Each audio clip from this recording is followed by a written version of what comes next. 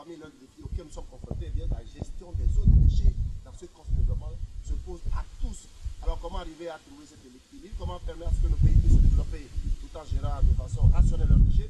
Eh bien, c'est l'objectif que s'est donné des centaines de participants venus de plusieurs pays d'Afrique et d'autres continents. À l'Université de Lomé, rendez-vous du 7 au 11 mai pour discuter dans le cadre de ce colloque aux déchets et développement durable. Eh bien, pour discuter de ce thème, de ce qui est ressorti de ces journées de réflexion dans un cadre du Panthéon de la connaissance de l'Université de Lomé, eh bien, j'ai avec moi plusieurs invités. J'ai avec moi d'abord le professeur Martin Yakouni. Il est donc le directeur du département environnement à l'Université Senghor d'Alexandrie. Donc, bonne arrivée, monsieur Martin. Bienvenue au Togo. Vous connaissez déjà le Togo? Oui, le Togo est un beau pays que je connais depuis belle lurette. Oui, c'est ça. Voilà. Mais quand même, Senghor, c'est loin, c'est de l'Égypte. Senghor, c'est en Égypte, l'université Senghor. Pas à Dakar, non, c'est pas à Dakar. C'est dans cette belle baie d'Alexandrie, berceau de la civilisation. Tout à fait. Voilà. C'est là que le renouvellement, le recyclage de l'intelligence africaine sur le domaine environnemental se fait. Exactement. Félicitations pour Martin. Monsieur Louis-Édouard Bourget, vous êtes aussi expert en gestion des déchets, mais aussi vous dirigez un service dans la ville de Lyon. Tout à fait. Je suis dans... Votre rôle consiste à faire quoi là-bas? Eh bien, comme toutes les villes et comme tous les habitants, ils produisent des déchets et donc il faut gérer ces déchets.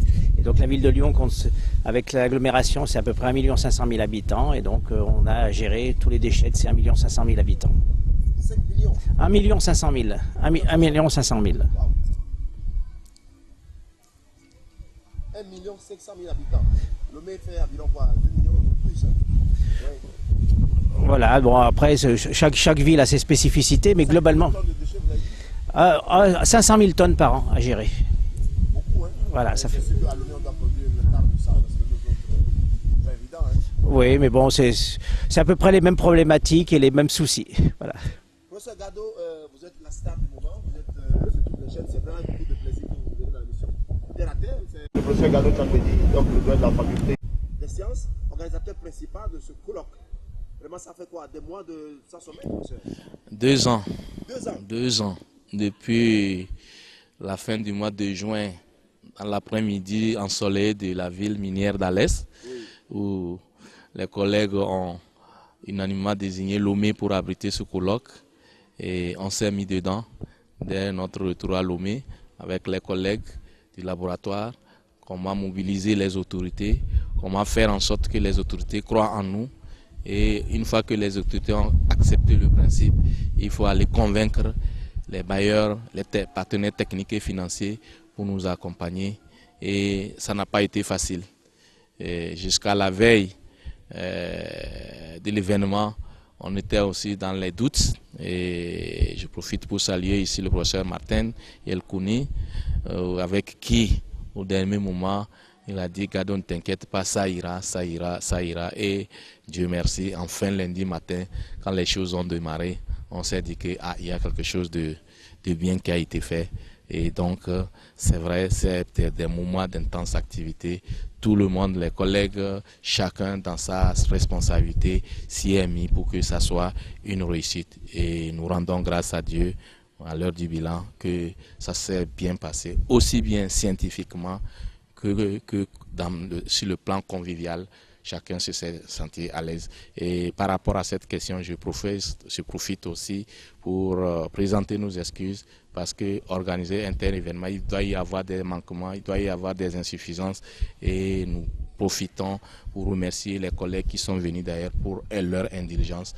Malgré les insuffisances, ils ont gardé toujours le sourire, plutôt ils nous ont toujours encouragés à faire. Voilà. Merci beaucoup. Professeur Nyandi Kisao, vous êtes maître de conférence, vous êtes aussi expert environnementaliste. Je sais que vous avez travaillé là où nous sommes donc actuellement à la résidence de l'AC, c'est à Agbo-Drafon, donc environ à une quarantaine de kilomètres de la grande ville de Lomé. Et le professeur a beaucoup travaillé sur l'OTP, sur les questions de rejet de l'ingénierie de phosphate ici. Et vous êtes dans votre zone là. Oui, absolument. Est-ce que selon vous, je commence avec vous, la question de l'eau, de déchets, comment ça se pose dans notre pays particulièrement? Est-ce que c'est une question cruciale? Parce que là, actuellement, il semble, ou tout porte à croire que les infrastructures, l'éducation, la santé sont en tête de liste quand même dans les priorités nationales. Et là, vous parlez de l'eau, de déchets. Bon. Oui, nous sommes au cœur des préoccupations du moment, l'environnement, quelles que soient les infrastructures que l'on construit, quelles que soient les écoles. Nous avons face à nous actuellement les problèmes environnementaux. Et d'abord, ce qui nous réunit ici, surtout la gestion des déchets. Et ensuite, le problème de l'eau, parce que l'eau, c'est la vie. C'est elle qui a donné la vie et sans elle, il n'y a aucune vie. Vous pouvez, si vous suivez les reportages, voir qu'actuellement, il y a beaucoup de pays où les gens souffrent cruellement du problème de l'eau. Et nous devons tous prendre conscience de cet aspect, parce que c'est la gestion des déchets, les déchets que ce soit solides ou bien des effluents liquides ou bien gazeux, c'est eux qui sont à l'origine des changements climatiques. Et qui dit changement climatique pose la problématique de l'eau dans tous ses aspects, au niveau de la quantité comme au niveau de la qualité. Donc je pense que nous sommes là en train de saisir les fondements de la chose pour non seulement avoir les connaissances nécessaires pour une meilleure gestion des déchets, mais aussi pour une garantie de la qualité et de la quantité de l'eau sur la terre. Merci. Je vais à présent, je vais vous proposer de suivre un ramassis, n'est-ce pas, de tout ce qui a été dit dans la presse, surtout dans les différentes télévisions du Togo, que ce soit sur la télévision nationale, que ce soit privée, à l'occasion de l'ouverture, mais aussi du déroulement de ce colloque formidable qui a rassemblé donc des centaines de participants venus de plusieurs pays. Suivez plutôt les reportages télé.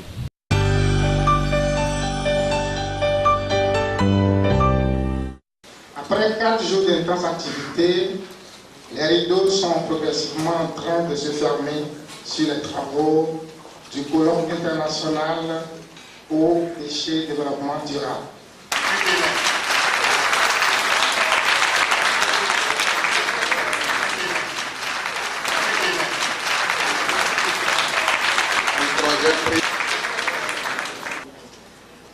Des jeunes, des chercheurs, des étudiants, des membres d'ONG ont pris activement part au colloque E3D 2016.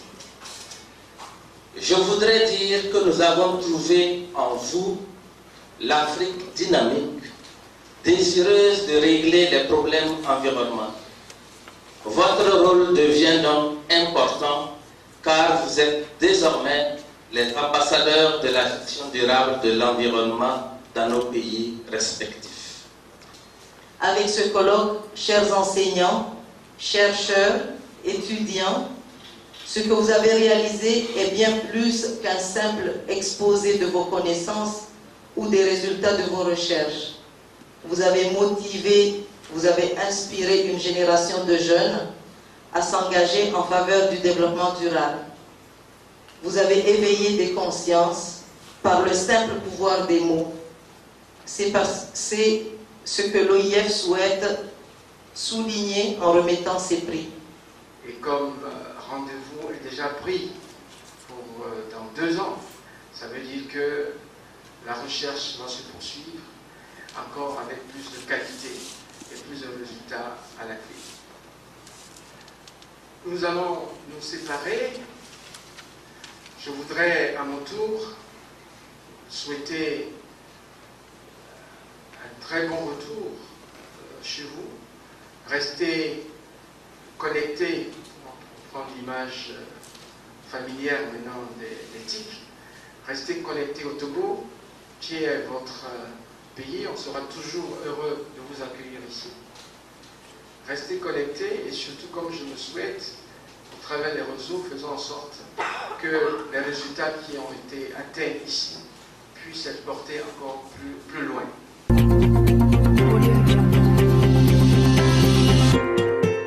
Voilà, vous venez donc de suivre une synthèse des reportages à propos lors du lancement de ce colloque eau, déchets et développement durable, donc qui s'est tenu du 7 au 11 mars. Nous sommes le 11 mars, nous sommes à la fin, nous sommes à la résidence du lac. Professeur Martin Yekouni, vous venez de Senghor et vous êtes président de ces grands événements. Dites-moi pourquoi avoir choisi justement le thème eau et déchets, développement durable. Pourquoi pas énergie, pourquoi pas santé, pourquoi pas éducation? Ce sont des questions politiquement prioritaires. Merci pour votre question. D'abord, le thème général de notre colloque, qui est une organisation au niveau international, chaque 2 ans sur la thématique de l'eau, des déchets et du développement durable. Et vous savez que la notion de développement durable englobe un certain nombre de choses. Mais particulièrement pour E3 de 2016 à Lomé, nous avons mis un atelier sur l'énergie. Donc, durant les travaux, nous avons beaucoup parlé d'énergie. Et pourquoi tout est prioritaire en fait. Mais quand vous regardez l'eau, les déchets sont liés à quoi? À nos activités de production et de consommation. Quel que soit le type d'activité que vous mettez comme prioritaire, si vous dites la santé c'est prioritaire, on génère des déchets, on a besoin d'énergie, on a besoin d'eau. Donc c'est au cœur en fait du système économique même que se génèrent tous ces déchets, tous ces besoins en eau et tous ces besoins en énergie. Et c'est dans ce cadre que nous devons travailler dans cette logique donc du développement durable. Donc vous voyez que c'est une thématique qui fédère. Quelles que soient nos activités, nous sommes obligés d'avoir ces 3 axes-là au cœur de notre système de réaction ou bien de solutionnement d'un certain nombre de questions. Et c'est ça qui justifie donc que nous mettons l'accent au cœur, voilà, de l'eau donc, des déchets et du développement durable. Vous êtes chargé de la formation de tous ceux qui animent la vie de la qualité environnementale dans le monde francophone et sud-africain. Et très souvent, on a envie de dire que à quoi sert les chercheurs, à quoi sert un colloque, à quoi sert une conférence, à quoi sert la COP21 qui vient de finir. Vous faites une mini COP22, vous êtes ici, vous discutez, vous bavardez, vous mangez à l'hôtel, vous avez une jolie résidence. À quoi ça sert tout ça? Alors qu'on a besoin de cet argent-là pour aller construire une école, quelque part à Palipane, par exemple. C'est une question récurrente, à laquelle les réponses restent aussi récurrentes d'une manière générale. Mais je vais davantage vous donner d'autres précisions. L'université, c'est quelque chose d'hyper important dans tous les pays. La formation de manière générale. Et quand vous regardez l'évolution de nos universités en Afrique, nous avons fait de grands pas. Et ces grands pas prennent en compte les besoins réels de la société. Je m'en vais simplement vous donner les exemples des étudiants de l'université Senghor d'Alexandrie et bien d'autres que vous-même vous employez. Et vous voyez bien que c'est utile de former des cadres qui puissent mettre en œuvre les actions du développement. Le cœur de la chose, c'est le développement. Comment propulser un développement si on ne forme pas des cadres capables de les redéployer? On ne bavarde pas. Nous faisons une réflexion par rapport à des sujets majeurs et nous faisons des points chaque 2 ans sur l'état d'avancement des connaissances. Vous savez que quand vous voulez économiser de l'eau, il ne suffit pas d'ouvrir un robinet et de fermer. Il y a peut-être d'autres systèmes qui existent qui permettent de ne pas dépenser, d'utiliser beaucoup d'eau.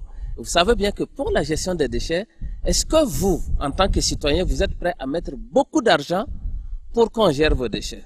En règle générale, les citoyens n'aiment pas la fiscalité. Exact, ils disent que c'est déchets, alors qu'ils sont au cœur. Vous voyez, par exemple, quand on dit le principe pollueur-payeur, qui est quelque chose que tout le monde veut, dit alors il faut que tout le monde... Alors qu'on oublie que soi-même, on est pollueur, et donc on doit payer. En fait, nos réflexions, c'est de trouver des solutions qui soient à la mesure du possible, selon les contextes. Et si on ne se retrouve pas pour partager des expériences, pour partager l'avancée scientifique, pour partager des questions liées des questions sociales, des questions économiques, on ne va pas co-construire quelque chose qui va nous permettre de pouvoir mettre en œuvre un certain nombre de choses beaucoup plus simples, beaucoup plus pratiques. Et vous voyez bien l'exemple de ce matin, l'inauguration du biodigesteur. Vous voyez bien que c'est de la recherche scientifique pure qui permet d'avoir une application concrète par rapport à un abattoir de quartier. Qu'est-ce qu'il y a de mieux que ça? C'est difficile de mettre l'argent dans la recherche qui va nous produire des choses. Le professeur est là, et ça fait longtemps qu'il fait la recherche. On se demande qu'est-ce qu'il a créé depuis la 23 le prof. Vous savez, comme diraient beaucoup de gens, dans la recherche, c'est pas de l'argent que l'on jette, ce sont des investissements. Quand vous voulez un retour sur investissement pour le long terme, vous êtes obligé de prendre le temps qu'il faut. Et donc, oui, parce que c'est parce que nous raisonnons à court terme que nous avons toujours des problèmes de court terme. Les ressources limitées ne nous obligent pas à les gaspiller, mais à les mettre, à les investir de manière stratégique à moyen et long terme pour avoir des résultats. Vous êtes une association de jeunes et vous êtes sur la logique de dire, eh bien nous, il faut penser aux générations futures. Le futur, c'est... On distribue les lampes solaires, on distribue les foyers améliorés. Ce dont nous parlons, à quoi ça sert de dépenser beaucoup d'argent pour que les gens viennent, que M. Edouard vienne de Lyon. Exactement, sauf que vos lampes solaires sont ici de la recherche. Ça ne dépend pas. C'est purement de la recherche scientifique. Même votre téléphone portable que vous utilisez, c'est de la recherche scientifique. Le micro que vous tenez, c'est de la recherche scientifique. La caméra, c'est de la recherche scientifique. Et donc, si vous stigmatisez la recherche et qu'il n'y a pas de recherche-action, il n'y aura pas de développement dont vous avez besoin. Il n'y aura pas le développement durable dont vous souhaitez. Et tout ce que vous voulez, je ne sais pas si vous pouvez vous passer de l'énergie aujourd'hui pour éclairer chez vous, c'est de la recherche. Et c'est cette évolution qu'il faut prendre en compte. Et c'est de cela. Et je pense qu'il ne faut pas stigmatiser l'université, le monde de la recherche et le monde économique. C'est deux choses qui vont de pair. Et c'est ça, ce dont nous avons parlé aussi cette semaine, que nos universités doivent être capables d'aller davantage vers les entreprises et les entreprises de venir aussi vers l'université pour qu'on puisse co-construire un ensemble de choses. Et vous savez, toutes les recherches qui permettent aux grandes entreprises de ce monde d'être devant sont liées à des recherches scientifiques sur le terrain. Et c'est ça. C'est pas le souci. On peut ne pas avoir les moyens, mais on ne peut pas arrêter la recherche. Il faut que ça poursuive. 5 jours pour discuter, pour débattre, et on est arrivé à quoi? Qu'est-ce que vous pouvez nous dire? Résultat tangible sorti ce matin, on a vu formidable. On va passer le contexte à l'heure de l'ensemble du budgétaire. Mais vous êtes sorti quoi? Quelles sont les recommandations? Avant de répondre à cela, je voudrais revenir sur ce que le professeur... Voilà. Non, je voudrais revenir pour dire que si nous continuons dans cette voie, alors ce n'est pas la peine de crier sur tous les toits émergents dans 2000 temps, dans 2000 temps. Regardez les pays asiatiques. Je prends la Corée du Sud, je ne prends même pas la Grande Chine. Dans les années 60, c'était un pays pauvre comme le Togo. Peut-être même moins pauvre qu'un pays comme la Côte d'Ivoire. Mais aujourd'hui, c'est une grande puissance financière mondiale. C'est le fruit de quoi? De la recherche. Le professeur vous a cité tout le matériel qui nous entoure pour faire cette émission. Vous prenez le Samsung aujourd'hui, c'est sud-coréen. Et si nous continuons par penser que la recherche, ce n'est pas la peine, on ne va pas avancer. Il est temps que nous comprenions que si nous voulons atteindre l'émergence dont on souhaite tant, il faut que nous aussi nous trouvons notre voie pour avancer. Je vous garantis que les autres ne vont jamais nous aider à nous développer. Suivez mes regards, ces pays asiatiques qu'on a cités, si les Occidentaux avaient su que dans les années 2000, ce seraient des grandes puissances, ils allaient tout faire pour les arrêter. Mais ils ont cru en leur source. Je vais vous raconter une histoire. Dans les années 80, quand on terminait nos études, les Chinois commençaient par arriver en masse. On s'est dit, mais pourquoi ces Chinois arrivent en France? Ils ne parlent pas le français, ils n'ont pas été à l'école. Nous, ça se comprenait. Tout comme les Ghanéens ou les Nigériens, c'est en Écosse ou à Londres que vous les trouvez. Mais les Chinois qui ne connaissent rien de la langue, qui viennent. Mais est-ce que vous savez que ces Chinois-là, à l'époque-là, j'ai eu un collègue chinois, il a soutenu le matin, le soir, il était dans l'avion. C'est le conseiller culturel de leur ambassade qui est venu retirer le diplôme pour amener en Chine. Est-ce que nos pays ont fait ça? Combien de collègues avec qui on a fait qui sont restés en France? Parce que nous n'avons pas, mais les autres ont cru. Donc, vraiment prenez en compte ce que le professeur Martin Yerkouni vient de dire. Si nous voulons avancer, si nous voulons développer nos pays, si nous voulons atteindre les objectifs du développement durable, il faut accorder une priorité aussi à la recherche. Et cette recherche, pour aller maintenant dans votre question, le bilan, voilà, le bilan a été déjà fait par mon collègue Yerkouni. Ce que je voudrais dire, si je veux résumer pour le commun du naturel, c'est le reportage que vous avez fait sur l'inauguration du biodigéteur. Vous avez vu, les images sont parlantes. On n'a même pas besoin de dire tel professeur a présenté tel comme ça. Ça serait tellement abstrait que le commun du naturel, le citoyen lambda togolais ne peut pas comprendre. Présenter déjà, parce que on aurait pu faire cette inauguration-là un autre jour. C'est volontairement que nous l'avons placé dans le cadre du colloque. Voilà du concret. Tout à l'heure, le professeur Nyandi a fait visiter les dégâts de l'érosion côtière. C'est très important pour nous. Parce que c'est très bien cet élément. Je vous propose de suivre à présent justement ce matin pour de suivre le lancement du biodigesteur. Et ce qu'en pensent la plupart des participants. Après, vous allez suivre les interviews de tous les participants venus de plusieurs pays à ce colloque sur haut déchets de bois durable. Je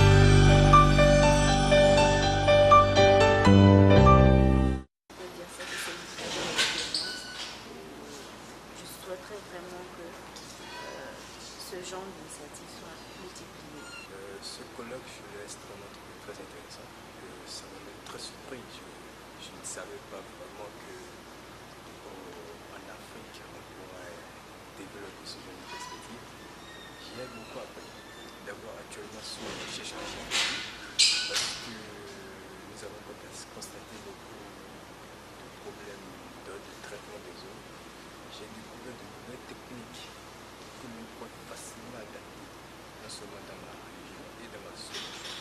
D'autant plus que j'ai découvert que nous pouvons produire un matériau qui élimine des polluants qu'on appelle des polluants réfractaires, que l'on pourrait facilement les produire localement et les distribuer dans la sous-région. Pendant ces jours de travaux, nous avons mis l'accent sur 3 éléments essentiels: l'eau, les déchets et le développement durable. Et nous avons eu des conférences et nous avons eu des ateliers de qualité qui ont permis de mettre en relief des solutions qui existent et qu'il faudrait maintenant mettre en œuvre dans un certain nombre de pays. Il s'agit pour nous de ne pas tout faire, mais de faire des pas. Chaque pas doit porter des fruits. Et c'est une étape et nous allons poursuivre ces étapes-là. Il faudrait que les jeunes donc s'approprient d'un certain nombre de résultats et qu'ils puissent les mettre en œuvre. Vraiment, nous avons gagné beaucoup de choses que maintenant nous pouvons lutter contre notre environnement. Le colloque a réussi dans ce sens que les jeunes, les participants, tout le monde a donné ce qu'il fallait. Moi, depuis le 7, c'est-à-dire le début du colloque, on était arrivé, on a vu que les jeunes étaient tellement motivés et ils ont apporté ce qu'il fallait. Chacun se débrouillait, chacun allait de gauche à droite. C'était l'occasion de pouvoir voir qu'est-ce qui se passe ailleurs en termes de recherche, quelles sont les initiatives portées par les jeunes et comment on pourrait le dupliquer dans nos autres pays. Parce qu'il faut le dire, quand on participe à un tel colloque, c'est de question de partager des expériences et de voir comment nous pourrons le capter pour le mettre en œuvre dans nos pays. Donc pour moi, c'est un succès aujourd'hui et je pense que l'initiative a été bien pensée et j'ose espérer que de pareilles occasions nous sera donnée surtout à la jeunesse estudiantine et à la jeunesse jeunesse africaine de pouvoir s'exprimer dans de telles occasions.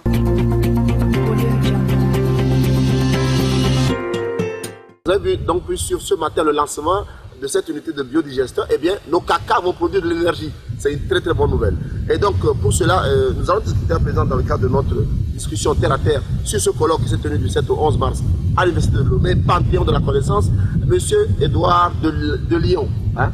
Il y a nos chansons, on dit toujours Edouard de Lyon, je ne sais pas si c'est vous, hein, on dit Edouard de Lyon, c'est vous. Bon bref, Monsieur Edouard, vous gérez un département assez compliqué, je peux imaginer, les déchets 500 000 tonnes pour 1 500 000 habitants de la ville de Lyon. Quelles leçons vous partagerez avec la ville de Lomé, si vous avez en face de vous la même personne qui fait le même job ici à Lomé? Alors déjà je vais répondre un petit peu à côté de votre question. Oui, allez-y. En disant pourquoi je suis là finalement. Oui, c'est ça, oui. Parce que moi je représente ici les professionnels, c'est-à-dire des gens qui au quotidien gèrent des déchets. Et on a eu l'habitude à Lyon depuis de nombreuses années de collaborer avec les universités. On collabore avec l'INSA de Lyon, mais on collabore aussi avec l'INSA Sambor. On a organisé des formations il n'y a encore pas très longtemps à Ouagadougou. Parce qu'on travaille aussi dans le cadre de coopération avec tout un tas de villes. Il y a Lomé, il y a Bamako, il y a Porto Novo, il y a Addis Abeba, etc. Et ces expériences de terrain, parce que nous on est des gens de terrain, c'est vrai on est plus à l'aise avec nos bottes que voilà, la crème. Voilà, il j'ai même pas de travail aujourd'hui. Et voilà. Donc c'est un peu de ce travail-là. Et il faut collaborer justement. Il y a la recherche. On a besoin de nous de la recherche, mais eux ils ont besoin de nous pour appliquer. Et ce matin encore, l'exemple du biodigesteur, c'est-à-dire qu'il y a des gens qui ont un problème sur le terrain, voilà, ils connaissent des techniques, mais finalement, à un certain moment, il faut les mettre au point, ces techniques. Et pour les mettre au point, eh ben, il y a la recherche, et puis il y a aussi le monde de l'industrie. Et aujourd'hui, un petit peu la synthèse, on a un petit peu cette synthèse, c'est-à-dire qu'on a la recherche, on a des gens de terrain qui pratiquent depuis 20 ans, depuis 30 ans. Et dernière chose par rapport à ça, aujourd'hui, Martin Yelkouni en a parlé déjà un petit peu, c'est-à-dire qu'on est dans un contexte économique aussi très tendu.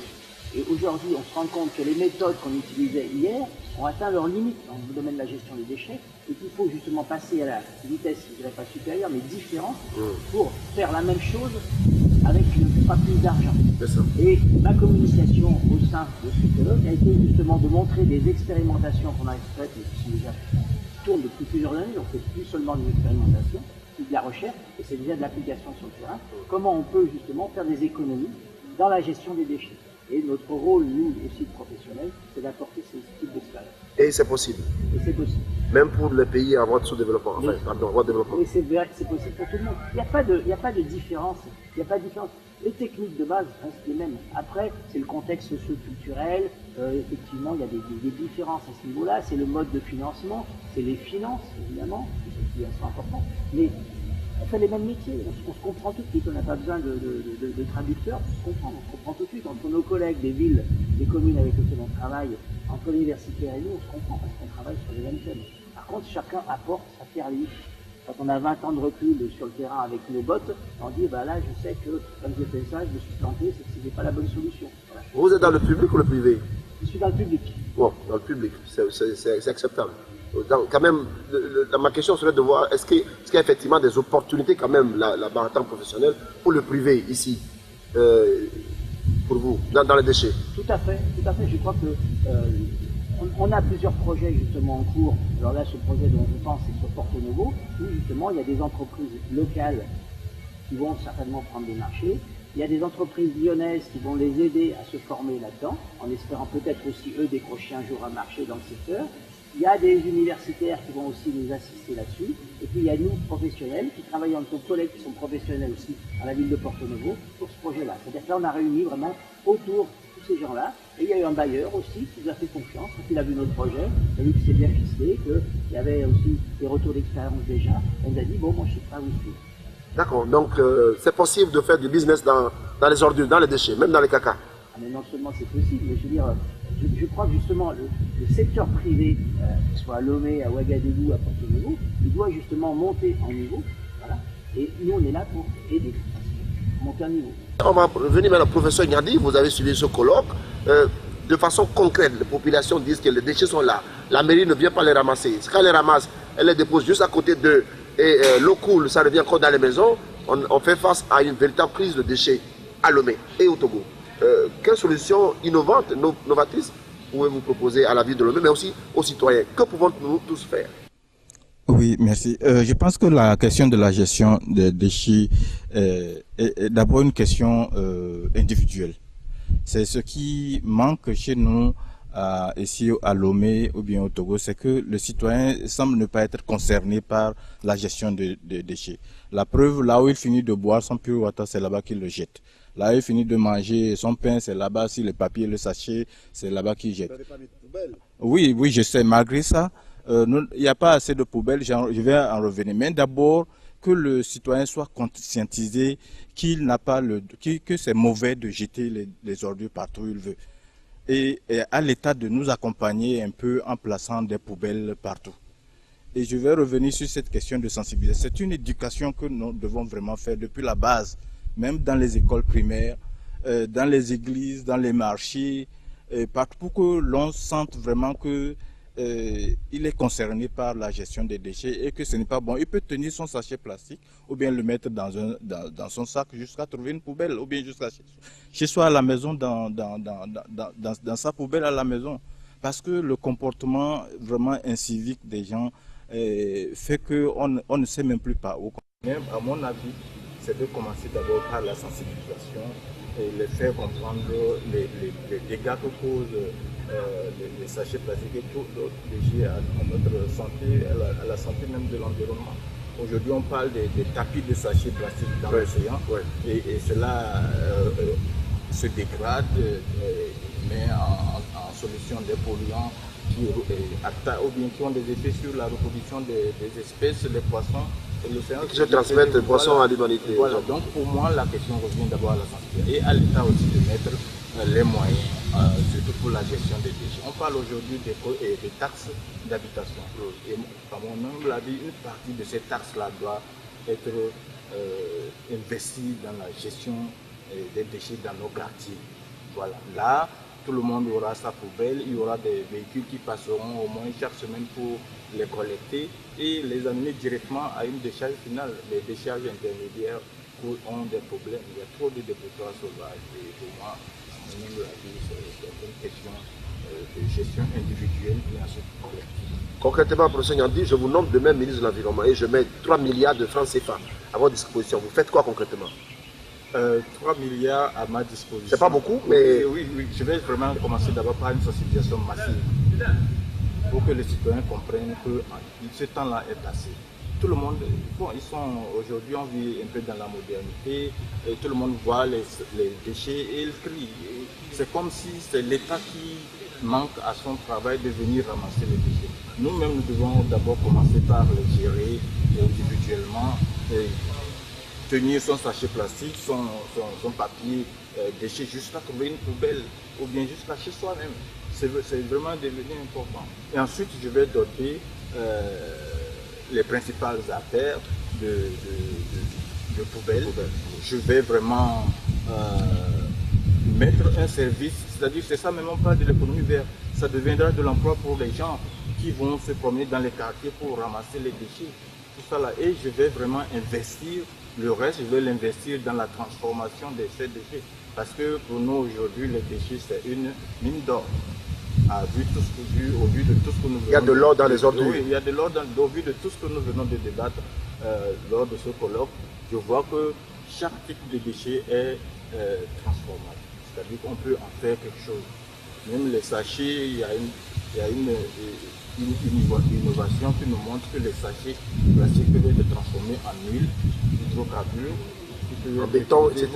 En béton, etc. Donc, chaque fraction de déchets est pour moi très utile. Même les déchets miniers, je l'ai dit la dernière fois, ont leur place. On peut les utiliser dans plusieurs domaines. Justement, pendant qu'on y est, déchets légers, nous sommes à Agbodrafort, juste à 3 km de nous, c'est l'OTP, l'Office Togo des phosphates, dénommé, ça s'appelle maintenant comment elle s'appelle, Société nationale des phosphates du Togo, qui depuis 1900, là, longtemps, rejette ce que vous connaissez, le plomb, le cadmium, etc., dans la mer, gratuitement, sans aucun traitement, qui va jusqu'au Nigeria, qui provoque, vous avez fait plein de choses là-dessus, des caries dentaires au niveau des enfants ici. Vous êtes arrivé à faire quoi, professeur, avec la SNPT depuis 10 ans de recherche, de collaboration? Vous êtes arrivé à quoi finalement? Oui, nos recherches sont connues au niveau de la SNPT, c'est-à-dire que, comme je l'ai dit, les moyens, bien la technologie pour arrêter de déverser en mer et réutiliser ces bouts-là sont là. Seulement, il faut mettre aussi de l'argent dedans pour les infrastructures nécessaires au traitement de ces déchets. Donc à l'occasion de ce colloque au déchets développement durable, c'est quoi votre message au DG de la SNPT?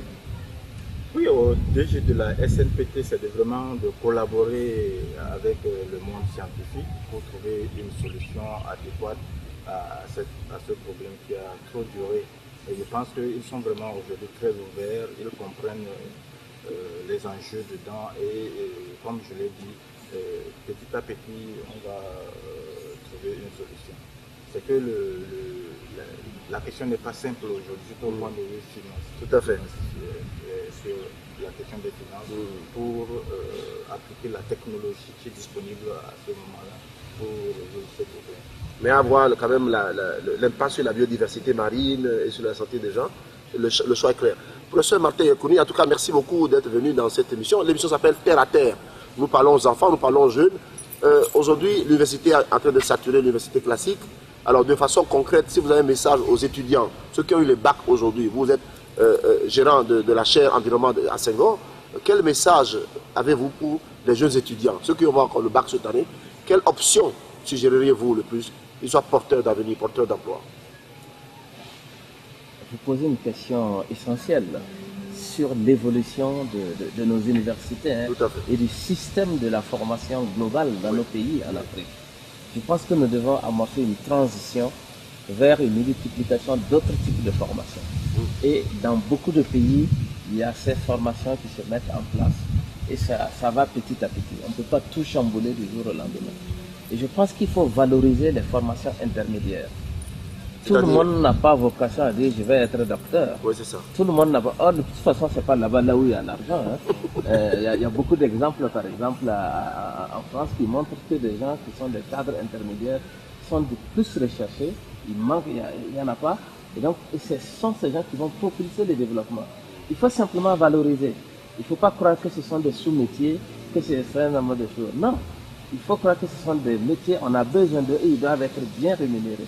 Et si on n'attire pas les jeunes vers de nouvelles formations, nous allons continuer à faire des formations pour lesquelles on ne pourra pas absorber tout le monde. Et donc je pense que c'est important de souligner cet aspect-là. Il est vrai qu'il y a aussi la question de la décentralisation qui se pose dans tous les pays. Est-ce que l'université de Lomé peut tout absorber? C'est illusoire de le penser. Peut-être qu'il faut davantage mettre des infrastructures à Kara et trouver qu'il y ait une complémentarité entre Kara et Lomé. Et peut-être ailleurs aussi. Oui. Voilà.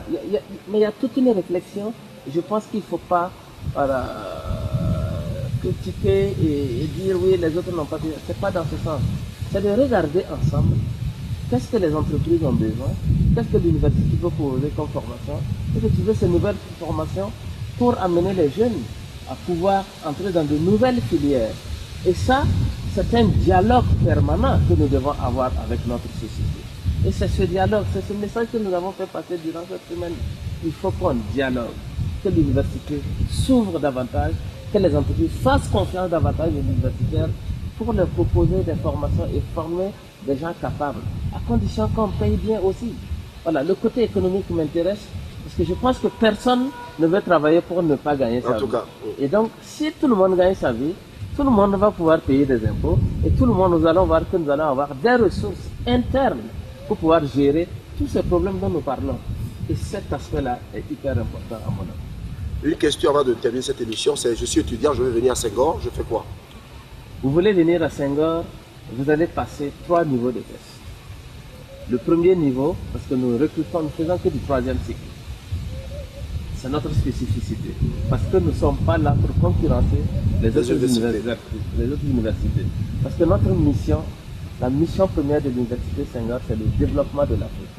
Et ça a été créé par les chefs d'État du sommet de Dakar, de la francophonie. Donc ce n'est pas pour être en concurrence, bien au contraire. C'est pour qu'il y ait une complémentarité entre nos formations et les formations dans les différents pays. Et d'ailleurs, ce que nous faisons, c'est que quand on veut mettre en place un master dans un pays, nous co-construisons avec les couleurs un master qui soit utile tout de suite et qui réponde à un besoin réel de terrain.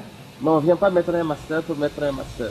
Donc si vous voulez venir à Senghor, il y a plusieurs manières de venir. La manière classique, la première année, vous vous inscrivez en ligne, il y a une sélection sur dossier, et quand vous franchissez cette première étape, vous avez un examen écrit.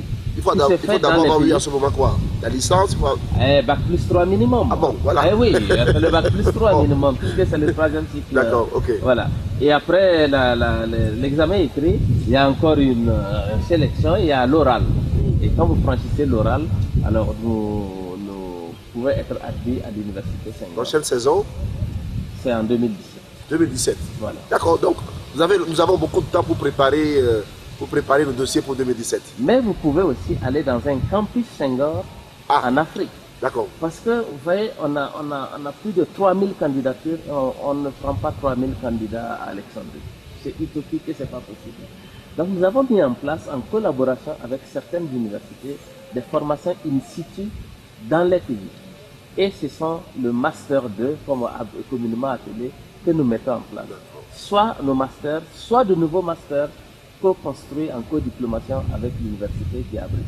Et en ce moment, il faut avoir minimum Bac plus 4 avec une expérience professionnelle, parce que nous formons beaucoup plus de professionnels. Voilà. Et c'est en ce moment où notamment c'est l'université quoi, Ouaga. Vous avez l'université de Ouaga 2, vous avez en Côte d'Ivoire, vous avez au Maroc, vous avez à Djibouti, on a une petite formation qui se déroule là-bas aussi. Et puis vous avez à Szeged, en Roumanie, voilà, à Szeged, une formation spécifique où nous avons des étudiants africains qui vont se former avec des étudiants européens, c'est un master européen dans l'université Senghor co-diplôme, et nous offrons même des bourses pour des étudiants subsahariens qui vont se former sur des aspects de stratégie politique, etc. Et en se confrontant avec d'autres mondes, ça leur permet d'avoir une autre ouverture d'esprit. Donc voilà, c'est pas quelque chose de... Non, merci beaucoup. Voilà. Là, les collègues sont en train de voir, les téléspectateurs voient déjà des images de l'université de Senghor et ce qui s'y fait là-bas. Dernier tour de table, dans notre émission, nous donnons les cartons rouges et les cartons verts. Donc vous allez donner carton vert à qui vous estimez, quelle technologie, quelle université, quelle pratique est bien pour vous. Carton rouge à toute structure interdite ou quelque chose qui ne marche pas, que vous estimez doit changer demain matin. Je ne vais pas commencer par vous, je vais commencer par ici. Professeur, vous donnerez votre carton vert dans tout ce que votre expérience. Ok, d'accord. Carton vert et carton rouge. À qui offrirez-vous carton vert et carton rouge?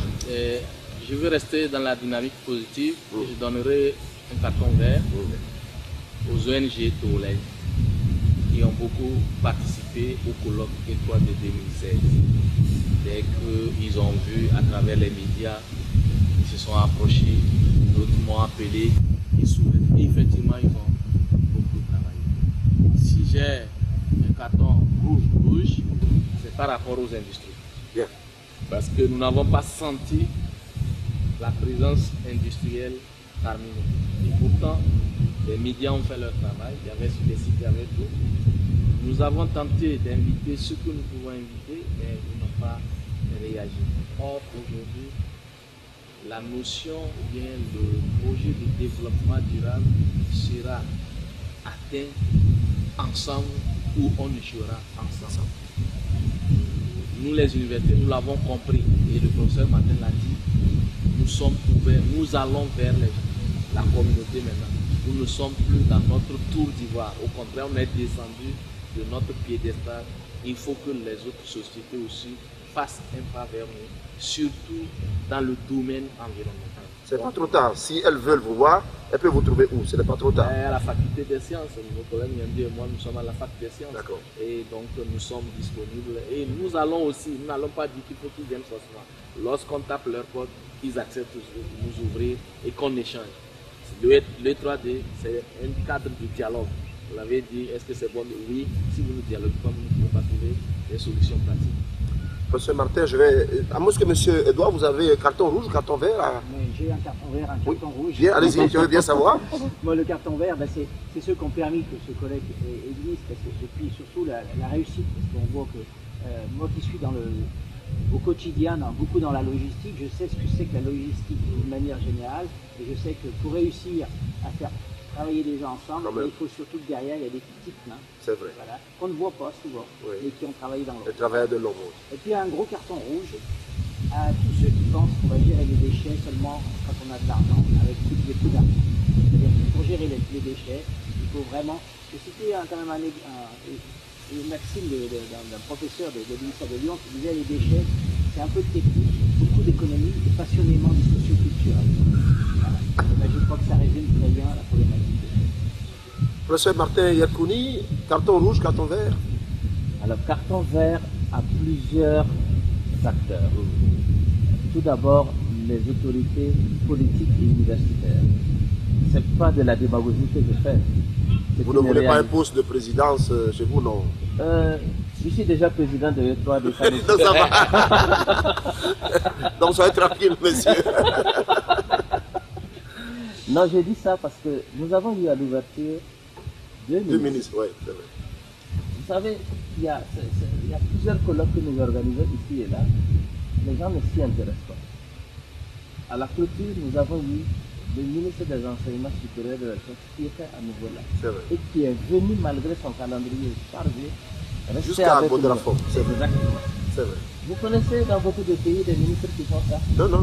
Donc voilà, c'est une réalité, c'est un fait. Si ça avait été aussi le contraire, j'allais dire que c'était le contraire. Prochainement, c'est le président même qui viendrait. Voilà, mais avec grand plaisir, puisque tout le monde est acteur du développement. Tout à fait. Voilà, donc c'est à ce niveau-là d'abord. Non, les autres acteurs, oui. Les autres acteurs, en fait, vous avez, il y a toute une jeunesse qui a participé à ce colloque.